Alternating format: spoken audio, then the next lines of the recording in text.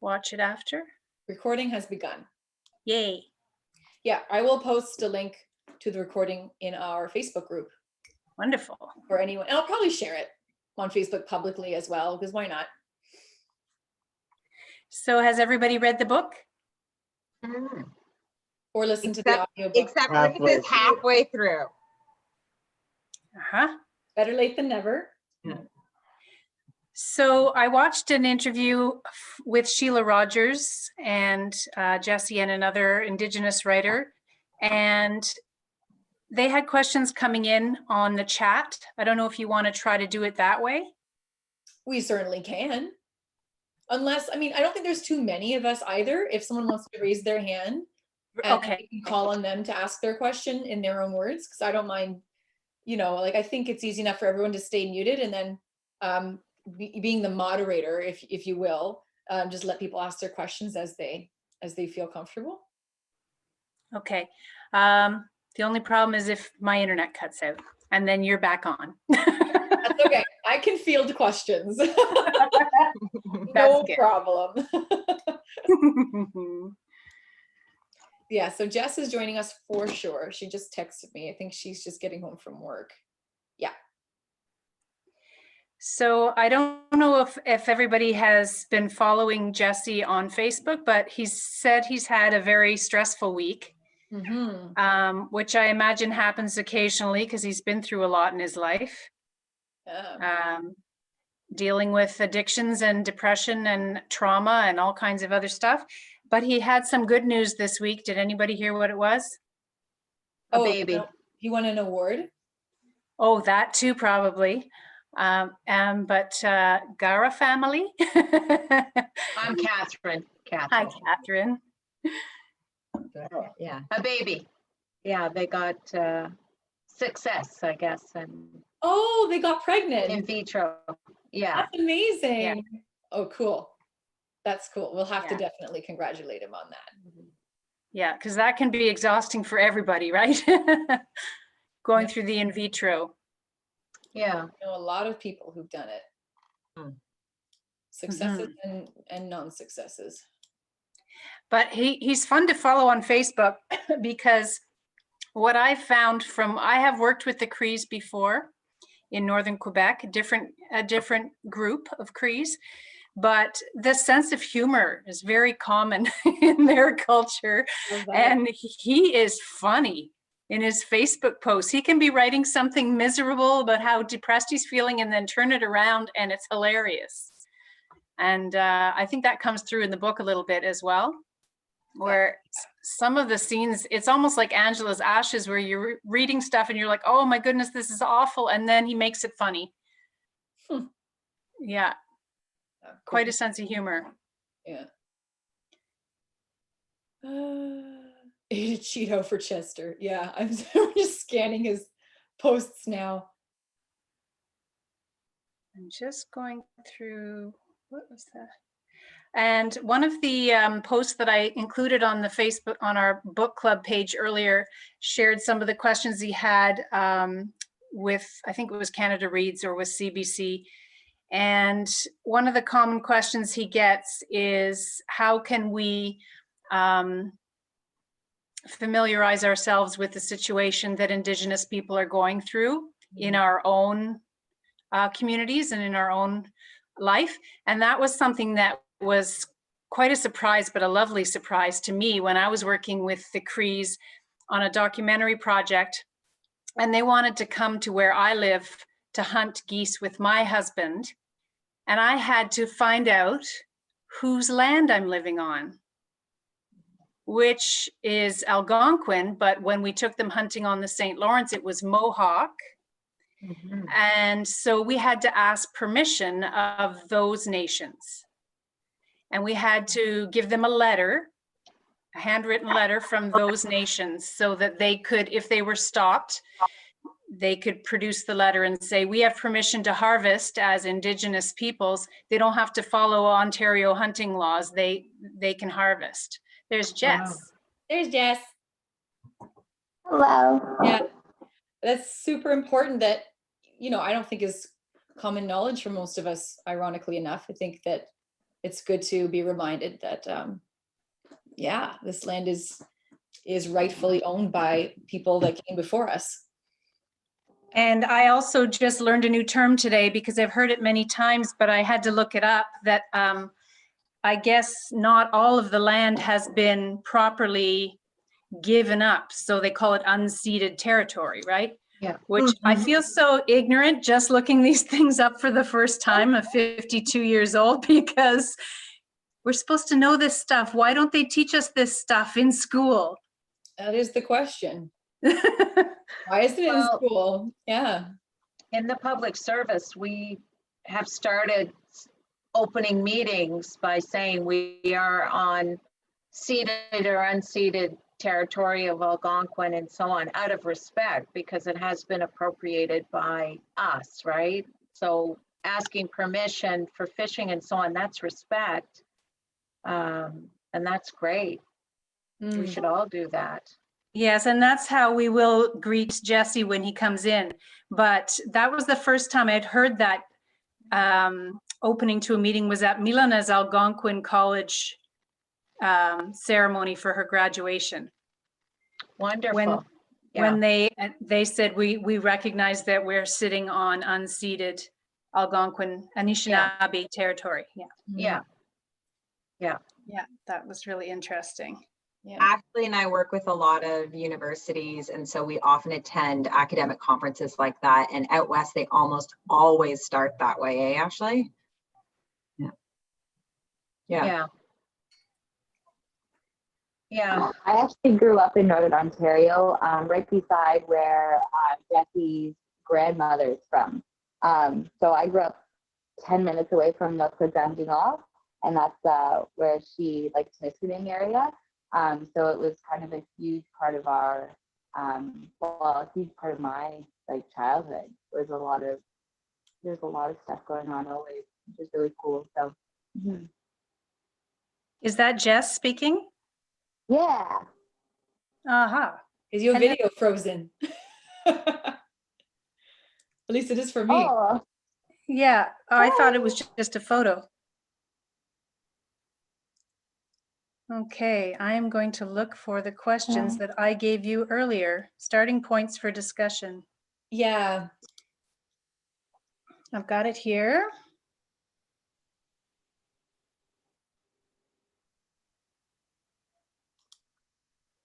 Okay.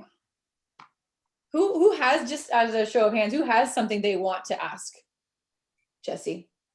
I have about 6 questions I want to ask him, but I also don't want to take up the whole thing. I'm just going to go get my notes. Sure. I'm pretty happy to listen. I don't really have any questions, but if something comes to me out of what we discuss, Yeah. But yeah. That's usually how it goes. Yeah. Yeah, one thing that I haven't seen answered yet is how did this start with his 12-step program for addictions, and how you write everything down to try to sort out who you need to make amends with. That's part of your 12 steps. How did it suddenly become a book?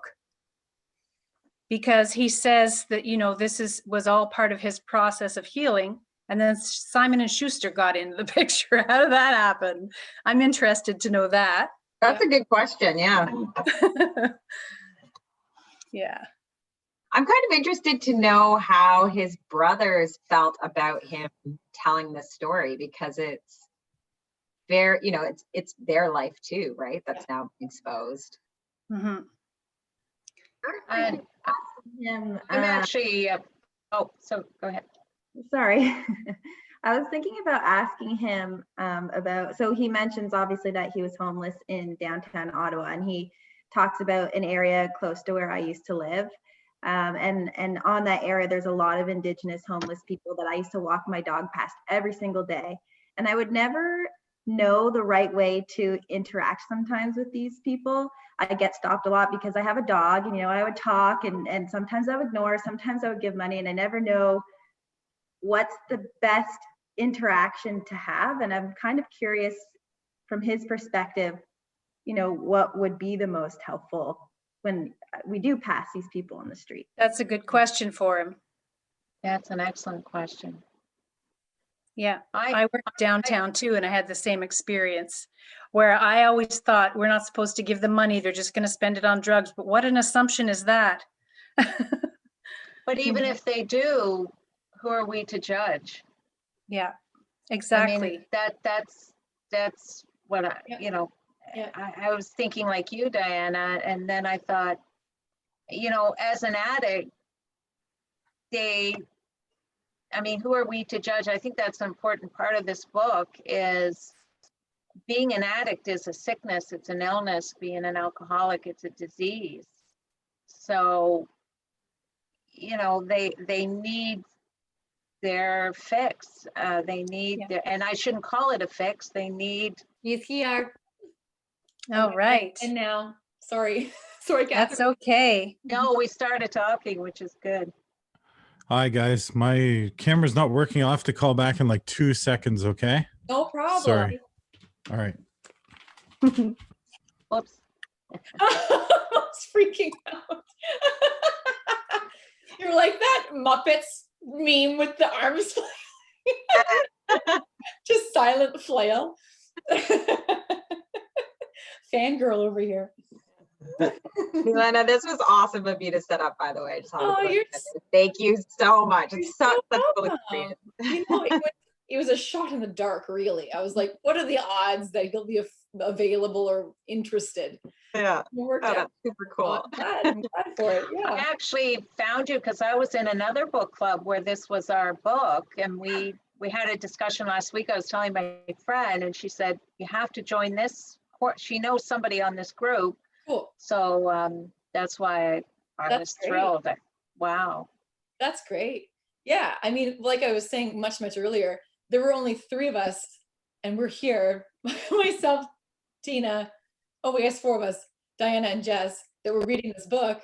And I'm like, okay, now that we have the author attending, I need more people in the room. So it's like publicly on Facebook, just whoever's interested, come join us. That's awesome. Yeah, it was a good opportunity. Yeah, I'll I let you. hope he comes back.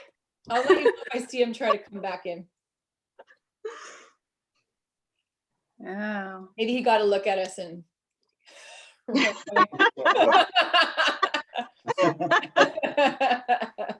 How long do we have him on the line? What's that, sorry? How long do we have him on the line? 30 minutes. Okay. Yeah. Unless we charm his pants off, then maybe he'll stay. yeah. So get your questions ready. Yeah, I certainly want everyone to have an opportunity to have their questions answered, for sure. That's important. Well, I'll be keeping my eye on the time. I don't mind going last.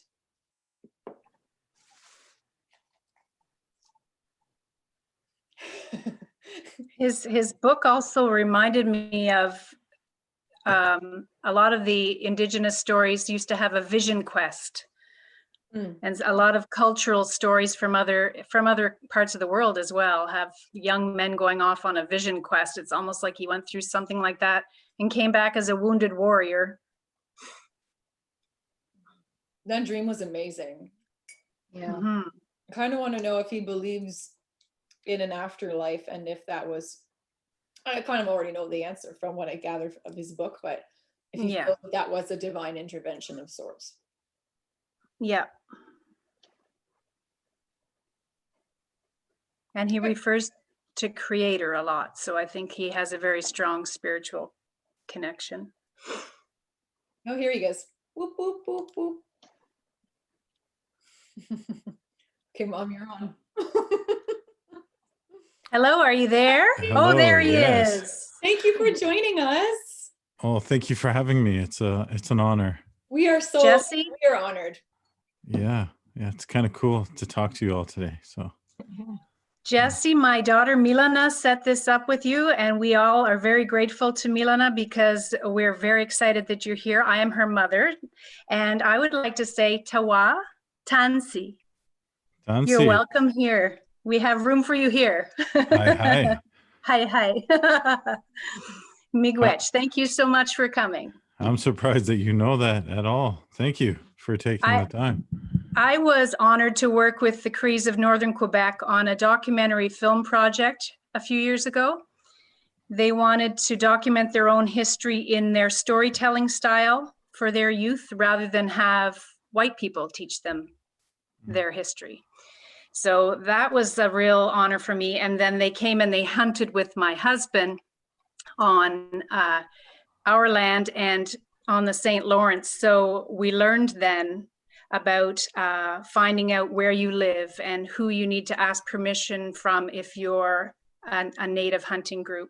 And we need to open this meeting, as we were reminded by some other people who are familiar with this custom, by saying that we acknowledge that Ottawa and North Grenville sits on the unceded traditional Algonquin territory of the Anishinaabe people. Yes, the Algonquin. Kitigan-Zibi, Anishinaabe, yeah, Algonquin. Mhm. And I'm broadcasting to you from Haudenosaunee territory here in the armpit of Ontario, Hamilton. It's kind of cool though. I like it. So There's that sense of humor we were looking for. yeah, I enjoyed your interview with Sheila Rogers a week or so ago, but you didn't get enough chance to get in there with the sense of humor. no, I tried, sometimes I just don't have it. Some days I do, Well, there was three of you talking there, so it was more difficult. Mm-hmm. Does anybody have an opening question for Jesse? I have some questions. Mm-hmm. I literally just said I would go last to give you all an opportunity.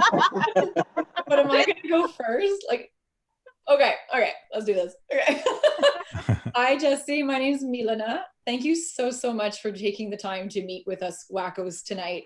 We all really enjoyed your story. It's actually the first book in our club that we started at the beginning of the quarantine, the pandemic, that I feel I really got to know someone enough that, for me, there wasn't any big questions for me because it was very low, no judgment. I almost felt like I could get in your emotions and kind of go through the journey with you. And I loved your storytelling style in that regard, where I think hearing all the choices that you made along the way helped me just connect with your experience better. But I guess the only question that I had to think very hard to come up with, but the part of your story that landed the most heavily with me personally was your relationship with your grandparents that raised you.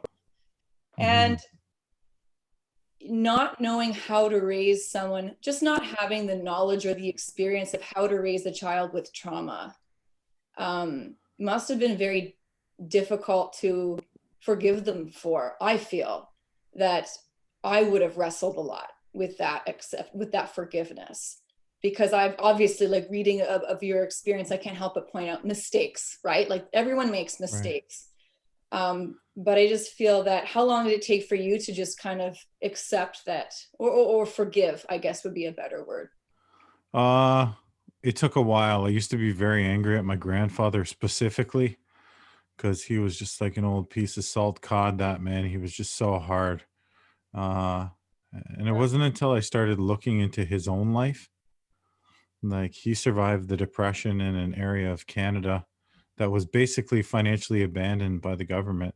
In many ways, they had it worse than First Nations people, the people in the Highlands in Cape Breton, and so he didn't have his father, and then he had, just trying to survive, and then the loss of his son, my dad, to drugs further hardened him, and so he was just so broken. And really what he did was a heroic thing.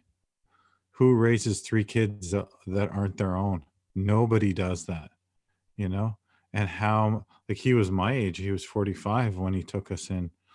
I can barely take care of my cat, let alone 3 people's kids that aren't mine, and so I probably would have had a short fuse like he did too. And so when I came to really understand his history and what made him go, then I came to forgive him, really, because it's hard to stay mad at someone when you really understand them, and that's how I came to forgive him. But Yeah, there are part of me that's upset that he didn't put me in the NHL and take me to the hockey arena on 6 a.m. on Saturday mornings. But he was an old man, and I get that now. So Thank you. That makes a lot of sense. What you just touched on there, just not, you have to understand someone first before you can cast judgment, and that really yeah, hits home. Yeah.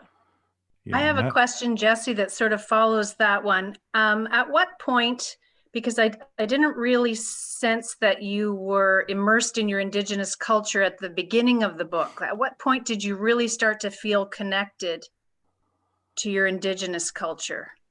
Because When? you went through quite a few different places where you lived, and you traveled around, and you were on almost your own vision quest for a while. Yeah. And it was really quite a journey that you went through to come back to your Indigenous culture. Yeah, I guess the first time that I really was vibing on my Indigenous culture was when I watched Young Guns in the 80s, and like, you remember Chavez, the horse thief? I wanted to be like him. No, I'm just kidding.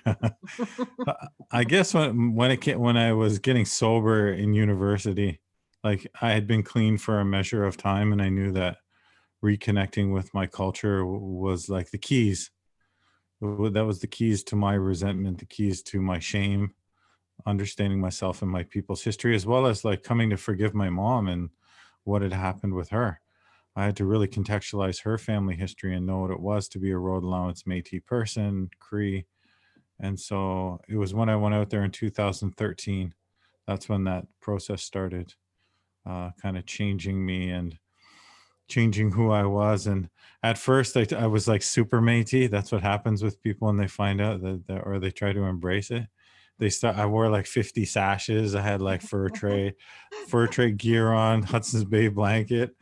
I showed up out west, and my mom's like, "Whoa, that's how I can tell that you're not a Métis, Jesse. We don't dress like it's the 17th century anymore. Let's go have some food from our people." And she took me to a Chinese restaurant, and I had chicken balls. But the whole place was packed with Métis people. And like, she was teaching me about how it is to actually be a Métis person, because unless you're actually Métis, you don't know that Métis people have a really tight bond with Chinese people, because we worked on the railway 150 years ago, and we've stayed in relation since then in the prairies. And so it makes perfect sense. So I don't have to wear all the Métis gear to perform it to everybody else anymore. I just am Métis. That's why I can wear my New York baseball hat and still be Métis in this baseball hat. So I'm secure in my identity now. If anybody else has a question, put your hand up, because otherwise I'm just going to keep going while we've got them here. Yeah, Catherine, you got the floor, Catherine. I saw your hand first. I listened to the book, so hearing your voice is wonderful, and I couldn't help. There were a lot of similarities between your life and my life. Not me, but my family. Go-karts when you're a kid. Stealing stuff out of the fridge.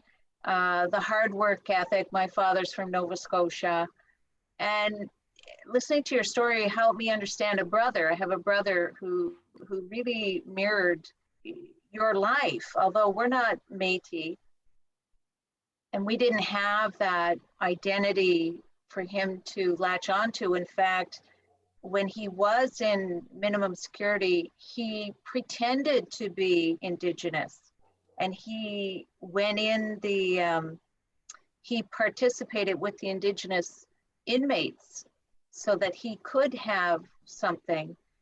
And he also went to Harvest House. Oh, did he? So I've been listening to your whole story, and I kept thinking of my brother who passed away in 2003 when he was 39. And then you said Harvest House, and that changed you, and that changed him. So he went to Harvest House about the same age you did, and miraculously, he lived about 9 years, poster boy for AA, and, got married and met a girl like you did. so anyways, I just reflected on how similar our lives were in that sense, except I was your brother, you know, I was the one who,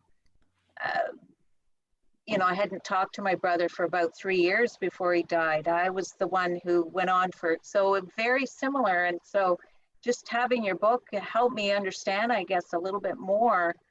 And still, I don't know. And I guess that's my question in terms of living, how you got through, you know, the stigma, it's such a big hoop to get through, and how Harvest House helped you with that. Yeah, Harvest House was the only place that would touch me. They were they're a little culty, you know. They're Yeah. a little. There's you But know, it worked. it works for me, and I got my ass kicked in there in the right way. That Yeah. changed my life by this old Scottish guy named Bill Main. Bill Maines, he was at my Holy brother's funeral. Yeah. toughest dude I ever met. This old Yes. Scottish man, and he's I swear Yeah. half angel, half. Yeah. And just I don't know, they really instilled within me like an ethic of work hard that my grandfather had instilled with me. And I think what separated me from a lot of people that didn't make it was the fact that I had a good support system with Lucy, and then following into the institution, the university, right? And I became Yeah. like, you know, someone that studied my people's history and really looked at the background of our family on both sides, not just my mom's side, it's my father's side too. And so I don't know, that's given me purpose. I'm lucky. I know that a lot of those guys that went through that program literally didn't make it. Yeah. And some people don't realize how end of the line that place is. It's really the end of the line. It's when the justice system doesn't want you, when other rehabs won't take you. That's the last stop on the train line, you know. And Yeah. so I'm sorry your brother passed, trying to get through that program and change his life around, but some make it, some don't. I don't know why. People ask me, well, how did I make it? I don't know. It's more kind of luck, I guess. He You did know? make it, and he lived for 9 more years. Oh, good. But it was, you know, he drove the van. I listened to your story, taking jobs. He became the van driver, first job he had, kind of thing. And he worked with Bill for a few years. So he did succeed through that, definitely. Yeah, yeah, Thanks for sharing your story, Catherine. yeah. That's awesome. What's his name? You didn't say his name. Well, I wondered if you ran into him. His name was Stephen Parker, but you went in 2007. He passed in 2000. I think he was there in the 90s, late 90s, mid 90s. Yeah. Never, I don't know him. Sorry. I have another question unless somebody else would like to ask one. Okay. Jesse, you have mentioned that you got some inspiration on how to tell your story by reading Amanda Lindau's book, Yes. House in the Sky, because she uses such a clear voice, just like she's talking to a friend, doesn't worry about, you know, putting fancy words in there. And I hope you realize that that's really what draws people to you and to your book. And it also, because you're Indigenous and because you have educated yourself in your own Indigenous culture, it's given you a platform. You're becoming a role model, a spokesperson, an expert on addictions and homelessness. But when you're given a platform like that, it's also a big responsibility. And Yeah. I'm sure it takes a lot of energy out of you as well. And I'm hoping and I'm wondering, how do you protect your energy resources and make sure that you practice self-care and don't deplete your own energy for what you need it for yourself? That's a good question. Nobody really cares about how I feel. Thank you for saying that. Well, we care. Your readers yeah. care. Yeah. No, it takes a lot of mental energy. I work on like all different homeless initiatives across the country and the biggest boards. And apart from my academic work, right? Like that's what pays my bills, is that I'm a professor and I teach Métis history and whatnot. And then on top of that, I have this writing career that no one saw coming, and so it does take a lot out of me. My mental health worker is my cat Poppy. She's with me all the time, and if I'm working too hard, she'll literally come and sit on my keyboard and attack my hands. Yeah. Literally, and she won't let me go, and I can't. I'm afraid of her. Lucy's the only one that can move Poppy, because Poppy does not respect me. So there's that. I go for long walks too. I go for really long walks, and I find that nature is a place that I can go to and make sense of, even like I'm processing trauma and stuff as I talk about it, right? Even now. Lucy also draws on my back, which is really, Oh, yeah. really important at night. And like, we figure it's because I didn't get that when I was a child.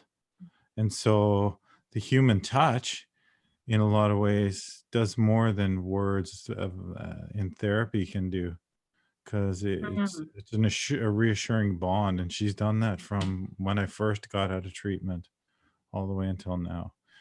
And beyond that, I will make sure to eat right and exercise. You know, that's a really important thing. And then I see a therapist. I see a trauma therapist. Oh, good. And so I do all these things, and I got a really good benefits plan at York University that covers all that good stuff. And we used to go to a place called Scandinave, or like it's like Nordique. You guys ever heard of Nordique? Oh, yeah. Oh yeah, and just sweat out all the bad. You know, it's like So if I can't make it to Awesome. an indigenous sweat, I go to Nordique or one of those places. Yeah.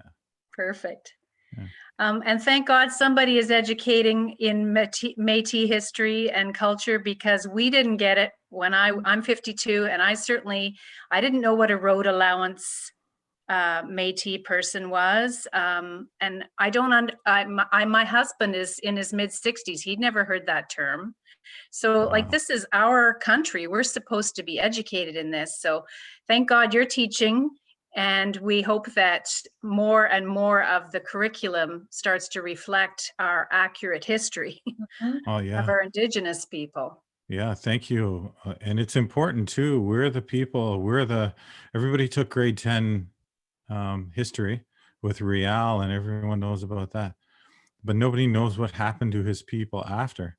Well, my people became road allowance people and squatted on the sides of the roads. And in many ways, we're a lot worse off than First Nations or Inuit, because we had no protection, because Sir John A. Macdonald and the administrations after tried their best to break the spirit of the Métis people, because we're the only Indigenous people that actually went to open warfare against the Canadian government. And so that's why you don't know what it is, because there was an attempt to destroy us. Yeah, So because they were afraid of the strength that you had. that's right, because we were, during the fur trade, the richest, most powerful class, right? We were the middlemen. We had good deals with our First Nations relatives where we got the fur, and our fathers ran the forts. And so we just stood in the middle making cream both ways, you know, and we became very well armed, very politically motivated, and we were a threat to Canada. We actually beat Canada in 1870. And then in 1885, when the railway was finished, they made sure to finish us in. And so I'm glad to hear you say that you've never heard of road allowance, and through my book that you have. Yeah. That just fills Yes. me with such Yeah. joy. You have no idea. So many things in your book. And I thought I had a little bit of experience with Cree culture and a deeper understanding of some of the ways of life Yeah. than a lot of my peers do. But your book really opens up a lot. And also something Catherine was saying before you came on the meeting. When you meet a homeless person, Yeah. how should we greet them? I worked at Bell Media. I was a news producer down on George Street on the market. So I walked by them every night on my way to the car at 11:30 at night. And I was taught that you don't offer them money because they're going to go spend it on drugs. And I was saying earlier, what an assumption is that? Like, we don't know. And then Catherine was saying, well, maybe that's what they need right now. Yeah. Like maybe Yeah. that's life or death to them right now. Well, that's the way I look at it. I give money and I don't expect to, they can spend on whatever they want. Maybe they're going to buy some wine. Maybe they'll buy a little weed. Isn't that what everybody else spends their money on anyways? They're just doing it in public, right? And so can't point the finger. When York University gives me my paycheck, they don't say, what are you going to spend that money on, Jesse? We got to make sure that, and so whenever I give, I just give with that in mind. And I remember what it was like to get a 5 or a 10. That made my whole week, so. Yeah. Yeah. And so your book is teaching people a little bit about Indigenous culture, but also it's helping to erase the stigma of addictions as disease and illness, and not, something that is supposed to be a mark on society. Yeah. Your book is doing a lot. Thank you. I know that Gabor Mate and Dr. Christie out of the Portland Hotel in Vancouver, this is the biggest shelter in the downtown east side. They use it to teach other doctors about the effects of trauma on addiction, because that's what my story basically is. It's a reaction to early childhood displacement and trauma and what that looks like, So. If anybody has a question, just put up your hand. I'll just add to what you were saying, Diana, because actually the homeless question stemmed from me before we started, because I actually used to live on Elgin and Somerset. And so some of the places that you were mentioning, I'm very familiar with, and I would walk my dog down every day, and I'd walk past some homeless people, and I would never know, whether to give money or to sit and chat with them, or food, or which was best. And I know we touched on the money part, and you said, it's not up to us to judge, and it's good to, give them money, because who are we to judge? But a lot of them also just wanted to chat. And sometimes I'd stand there and chat. Sometimes I'd kind of be like, okay, and I'd want to keep walking. But I'm wondering, from your perspective, how far does just sitting with them and chatting for a bit go? Oh, it's everything. It's really everything. A story that didn't make it into the book. What I believe is my true turning point. I was in front of the Rideau Center. There used to be bus station there on the lower level in front of the Shoppers Drug Mart. That's where I used to sell all the stolen stuff to the cabbies. Well, there's buses there all day, and I used to go from the thoroughfare where the McDonald's is, and like bum all over there, right, and shuffle around.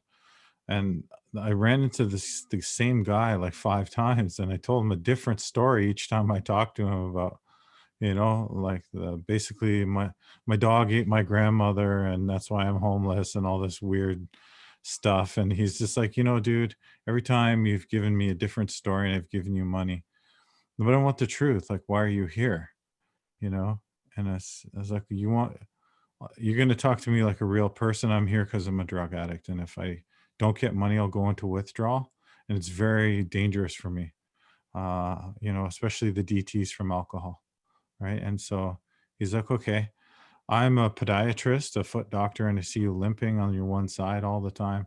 I want to buy a pair of shoes because it's going to ruin your neck and your shoulders, actually.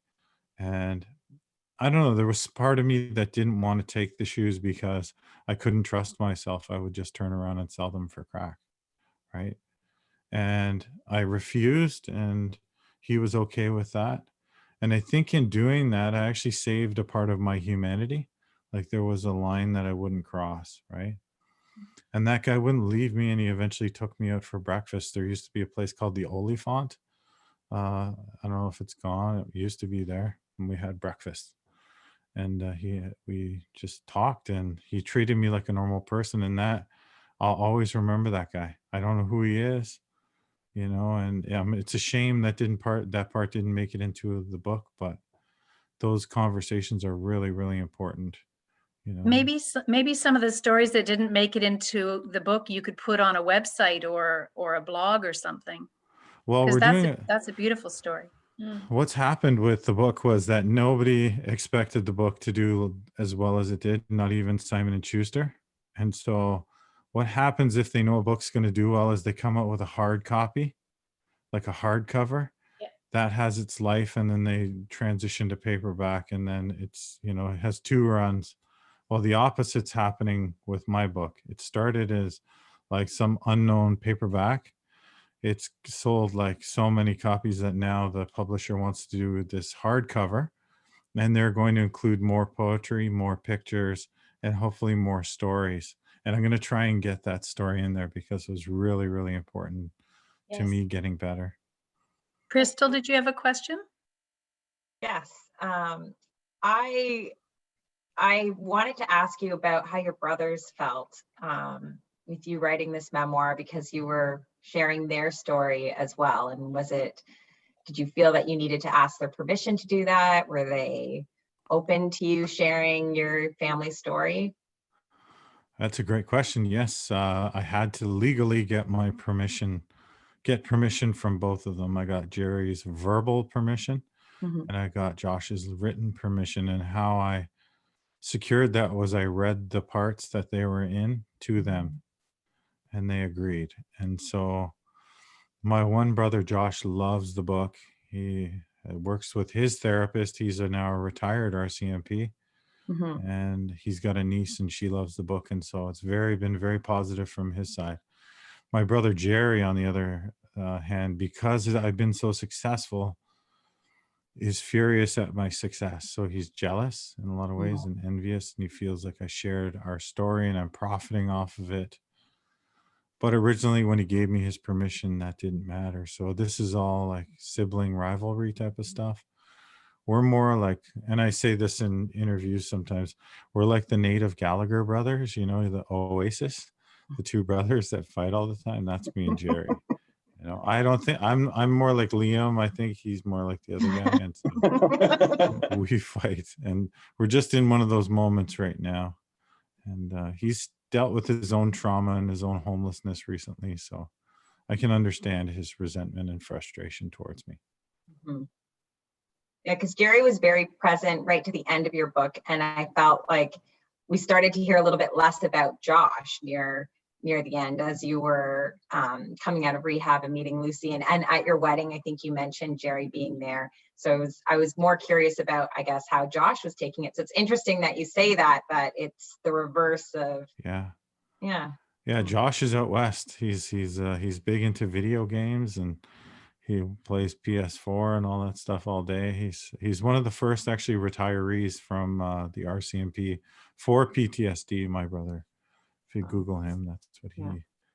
he only was on the force for about 8 years, and then whatever we went through combined with like, it's a shitty, thankless job, right? It's a Yeah. hard job. Crucial for society, but a thankless job. Everybody blames him, and so he couldn't handle it and left. And yeah. I know next week- Jesse has to leave soon, and someone else had another question. Tina? Go ahead, Tina, unmute. Yeah. Thanks. Hi, Jesse. It's really great to meet you. I connected really early on in your book. We have, I moved to Moose Jaw the same year that you moved to Moose Jaw, Saskatchewan. I spent 10 years of my life there. And, you know, you lived in Sudbury. I have family in Sudbury, Temiskaming. My family is all from Timmins. I connected really early on to those parts of your story. But what I want to know is, how much of your story do you now, looking back, see as a gift? As a Yeah. gift? Yeah. Yeah, it's a lot.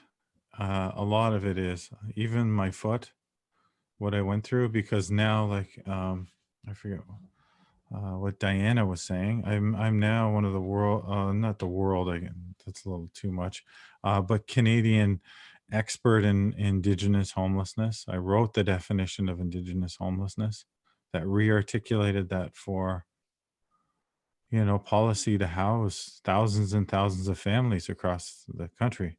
And so my pain from the streets, the knowledge that I know about, like, how the different systems fail, how they work, where they need to change, has really given me an opportunity to give back. And like, I think God has a funny sense of humor, putting me through all that stuff so that I could come out the other end and help, you know.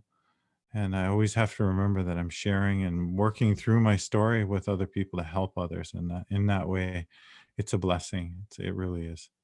You know, most of it. There are some things where I wish I could take back. Like, I think the worst crimes that I did in my life were like breaking people's hearts. You can never get that back, you know? You can like go back and pay restitution, do your time, but like when you break someone's heart, it just, I'm going to be called to judgment for that when I die. I'm sure. So those parts I wish I could take back, you know, but the rest of it, it was a gift. You do have such a vantage point that can help people. The people that are at the helm making decisions about, you know, where they give money to, you know, the indigenous people that don't have clean water right now. Yeah. Like the elders were on the radio saying, if this was Mississauga, this wouldn't be happening. And then all of my native friends were saying, well, they're just not giving the money to the right person, or because then you get someone else. Even a counselor from BC said, oh, they just spent the money on their penthouse in Las Vegas. So Yeah. it's an ongoing thing for generations, right? We need someone to get in there and say, where's the best place to put the resources? How do you help? You're right on the money. Like I just gave a keynote at the CMHC. They're the people that give people mortgages, and based on my research and story and some of the work that I've done, they're going to commit $1 billion now to an indigenous housing strategy. So you're right. Like, you know, here's me, Brampton, the guy that used to like sleep in apartment staircases and smoke crack, is now helping to house all those indigenous people. So yeah, it was those gifts are hard won by, and we do need to get the right people to get the money to spend it in a wise way. And I'll try to do that as best I can, but there's a lot of stuff I don't understand too. Like I'm just a guy, right? And so we'll see what happens. Jesse, you had another statement that you made in another interview, that people witnessing trauma heals trauma. Could Yes. you explain that statement? That's a really good. Wow, you've done your research. So there's a woman called Maria Yellowhorse Braveheart, who's a Lakota social worker from the States, and she helped pioneer or take a lot of theories of intergenerational trauma that was first identified by Holocaust Jewish survivors or the next generation after. You know, they saw this dysfunction in their family. So what Native scholars, social workers did in the 90s is they looked to those more established fields of trauma and then applied that to the indigenous experience. And what she noted, all scholars, even Black scholars who study intergenerational slave trauma, um, noted that trauma ends when there's a public grieving process and a public witnessing of the trauma. So there's a recognition of it, and how I describe it and how it's described in the literature. It's like after World War I, you know, Britain, Canada, the United States, we were devastated. Germany, we lost a whole generation of men. And what we did as nations is we put up gigantic epitaphs with their names inscribed publicly. And we have every year, November 11th, Remembrance Day for that. We are acknowledging our traumas publicly. We're mourning them.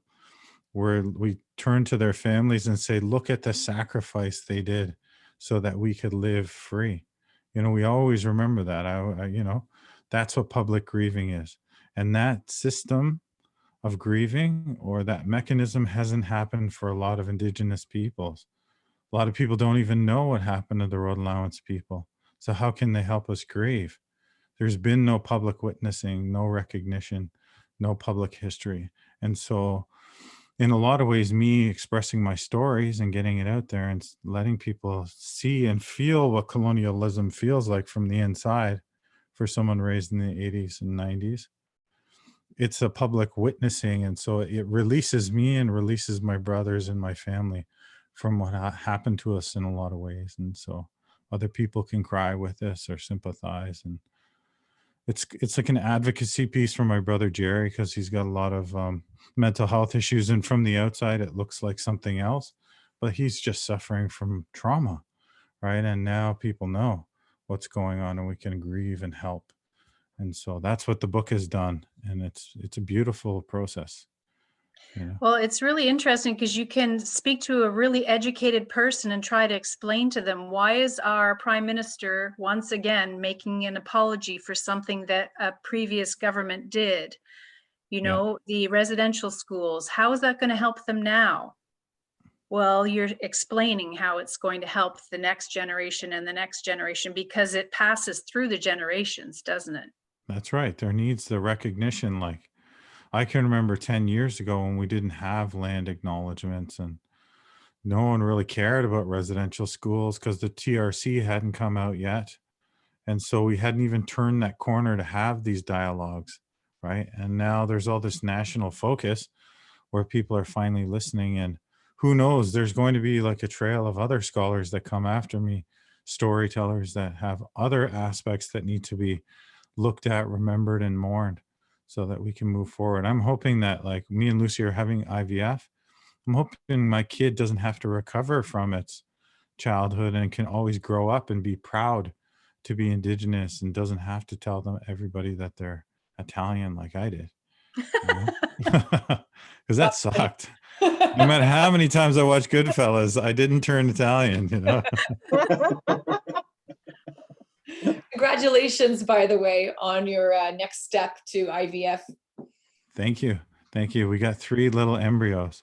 You know that disco song, "We Were Born to Be Alive"? I've been playing that in my iPod in the morning with my coffee, thinking about those little, yeah.